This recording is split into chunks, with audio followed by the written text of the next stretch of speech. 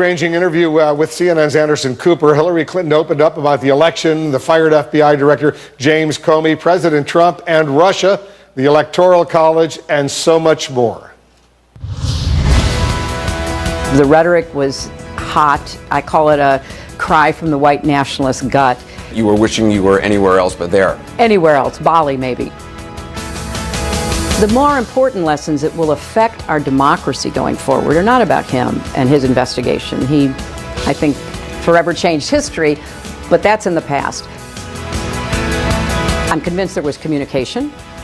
I'm convinced there were meetings and phone calls. I'm convinced that there were financial entanglements. Let's wait to see what it's called.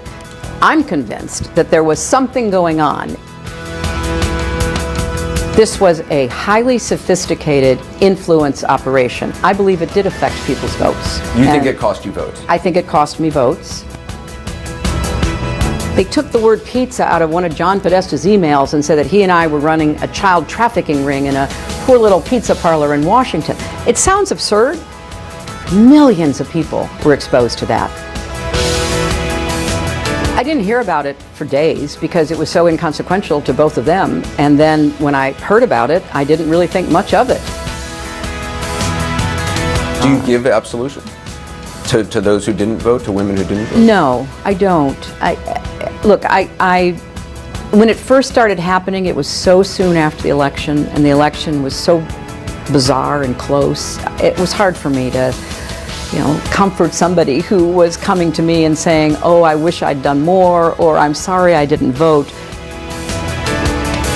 I think it needs to be eliminated. I'd like to see us move beyond it, yes. If you had won, would Chelsea Clinton have an office in the West Wing? Would she be able to drop in on meetings with congressional leaders? No, but it wouldn't even cross her mind. President Trump reacted to Hillary Clinton's comments yesterday, tweeting this, and I'll read it to you. Crooked Hillary Clinton blames everybody and everything but herself for her election loss. She lost the debates, lost her direction. The deplorables came back to haunt Hillary. They expressed their feelings loud and clear. She spent big money, but in the end had no game. Hillary Clinton responding today with her own tweet saying, quote, if you didn't like that book, try this one. Some good lessons in here about working together to solve problems. Happy to send a copy. And as you can see, she included a photo of her book, It Takes a Village. A lot to unpack right now. Joining us now to do that, our senior Washington correspondent, Brianna Keeler, as well as Susan Page. She's the Washington Bureau Chief for USA Today. Takes a Village, one of her earlier books. The new book is just out doing very well. I think it's #1 on the bestsellers list so far. So what did you think, Brianna? You've interviewed Hillary Clinton, spent a considerable amount of time with her over the years. I think I actually didn't spend a considerable amount of time, if I'm being honest, even though I covered her campaign, because there wasn't that much access that you might actually have with a normal candidate. So I've spent a lot of time observing her. But and my point to that is that she could have done things to have a better campaign. And here you see in her interview and you see in her book, there is a lot of finger pointing that is going around at James Comey, at people who just couldn't bring themselves to vote for her. And I don't think that there's necessarily the introspection, which is something that she's kind of chronically afflicted with. And we see that coming out in the interview as well as in the book. At the same time, I find the book fascinating because so often you have books from politicians and they're a little bit whitewashed, and now she's someone with her political career behind her. And I do believe this is very much how she feels. And so that is completely fascinating to me at the same time. You did an interview with her earlier in the week for USA Today, Susan. What was your reaction? Because a lot of people are saying in this book, she certainly seems to be a lot more forthcoming than she's been over the years. You know, I've actually interviewed her for the first time 25 years ago in 1992 when I was working for Newsday and Bill Clinton was running in the New York presidential primary. And I've interviewed her many times since then. And what struck me about the interview this week was that she was less guarded. Now, she's not unguarded. She's not like John McCain. But she's less guarded than she's been in the past when I've talked to her, because I think she thinks she's not going to run for office again, and neither is her husband. So maybe she feels free to do that. I also thought she seemed sad. I think that she is not over this unexpected, devastating loss, this rejection by voters. Nor would you really expect her to be 10 months later.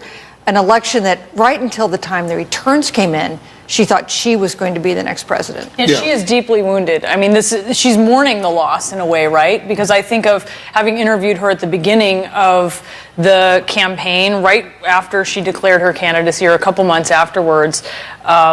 She was extremely guarded, as you mentioned, and this was less so, but wounded.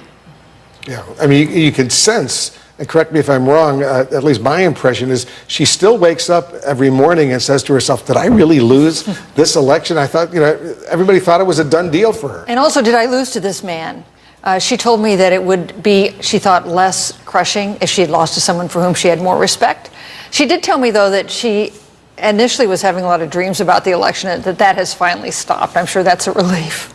Yeah, I'm sure it has. But the way she goes after Comey is very significant, because she says at the end of October, just 11 days or so before the election, he issues the statement, he's reopening the investigation, and she says that cost her votes in key battleground states like Pennsylvania. She said she felt shivved, right? Or he shivved her. So that is, I mean, that's just very graphic language where you can feel that she felt very much, in a way, purposely handicapped and disabled by what Jim Comey did. I think looking back at how Jim Comey has conducted himself when it comes to Hillary Clinton and also when it comes to Donald Trump and the Russia investigation, there is criticism for Comey for sure, that he was very public and at such a crucial time about Hillary Clinton and the emails right before Election Day. And yet when it came to the Russia issue, he was very quiet about it. But that was not the choice made only by Jim Comey. That was also a choice made by President Obama. And she also blames the fact that, at least she seems to blame the former president, President Obama, for not being forceful enough in speaking out against the Russian meddling in the U.S. presidential election. Yes, now she's largely positive about President Obama in the book, but she does make the point that on October 7th, when you had leaders of intelligence communities coming out and saying there is this effort by Russia to affect this election, she says, what difference might it have made if President Obama had made a speech to the nation? And she's very critical of Mitch McConnell, the Senate Republican leader, the Senate Majority Leader, for warning President Obama that he would see that and portray that as a very political move on his part. Yeah, important stuff all around, especially for those of us who love political history. This is an important book to read and get her sense of what happened. Thanks so much, guys, for helping us, Brianna Keeler and Susan Page. Coming up,